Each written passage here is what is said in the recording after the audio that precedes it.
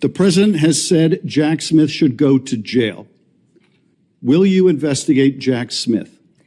Senator, I haven't seen the file. I haven't seen the investigation. I haven't looked at anything. It would be irresponsible of me to make a commitment regarding anything without, you're a long practicing attorney, without looking at a file. So you would need a factual predicate to open an investigation of Jack Smith, is that right? Not a summary by you sitting here. Yes, sir. And not a summary by the president either, right? Absolutely.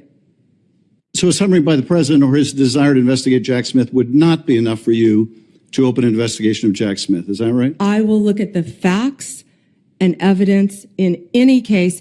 And sitting here today, Senator, 72% of Americans I only have 7 minutes. Lost faith in the Department of Justice. Sitting here today, are you aware of any factual predicate to investigate Jack Smith? Sitting here today, yes or no? Senator, I will look at the facts and the circumstances. You can't answer that question. You're not a part of the department yet. There's no worry about divulging law enforcement sensitive information. So just tell us, are you aware of a factual predicate to investigate Jack Smith? Yes or no? Senator, what I'm hearing on the news is Are you aware of a... Do I know if he committed a crime? I have not looked. You seem reluctant to answer a simple question. Let me ask you a different simple question. The president also wants to jail Liz Cheney. Sitting here today, are you aware of any factual basis to investigate Liz Cheney?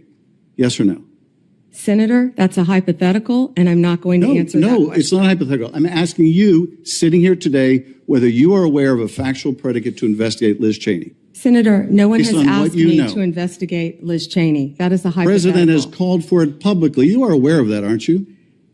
No one has asked me to investigate. But the president has We're also worried about Liz Cheney, Senator. The president has called for this. You know what we should be worried about? Ms. Bondi, please answer my questions. California right now is through the roof. Ms. Bondi, your robberies are 87% higher than the national average. My question is this. That's what I want to be focused on, Senator. Do you have the power to say no to the president? And what you're suggesting today by your non-answer is you don't have the independence to say no to the president. So let me ask you a different question. It also requires you, if you're going to be a good attorney general, to be able to tell hard truths to the president. So my questions now are, can you tell hard truths to the president? So let me start with an easy truth that you could speak to the president.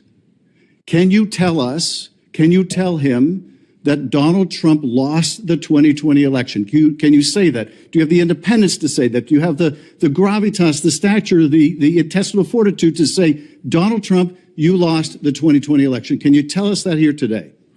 Senator, what I can tell you is I will never play politics. You're trying to engage me in a gotcha.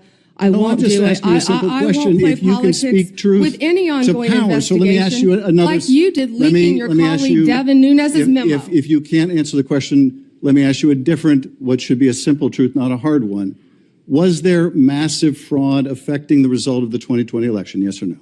Senator, I'm glad you asked that question. If you'll let me answer what I saw in Pennsylvania. No, I asked a simple question about massive fraud. I can only tell you what I saw in Pennsylvania. I know you want to answer a different question, but my question is, can you tell us whether there was massive fraud affecting the results of the 2020 election? Yes or no? Was there or was there not? I can tell you what I saw when I went as an advocate to the campaign. That's not my question. So you can't answer that question. You can't speak that even easy truth to us, let alone to the president.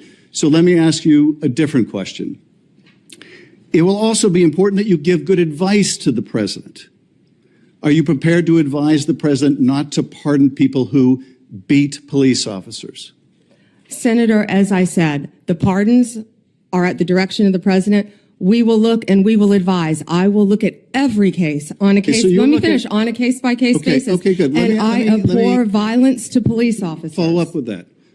So will it be your advice to the president? Mr. President, I know you said you want to issue hundreds of pardons on day one. Will it be your advice to the president? No, Mr. President, I need to go over them on a case-by-case basis. Do not issue blanket pardons. Will that be your advice to the president? Senator, I have not looked at any of those files. If confirmed, I will look at the files. And will you be able to review hundreds of cases on day one? I will look at every file I am asked to look at. Of course you won't. So will you advise the president? Can I answer the question? Well, my question I would is, have plenty of staff. You said, of course you want. You'll be able to review Listen, hundreds of cases on the first day? I'm not going to mislead this body nor you.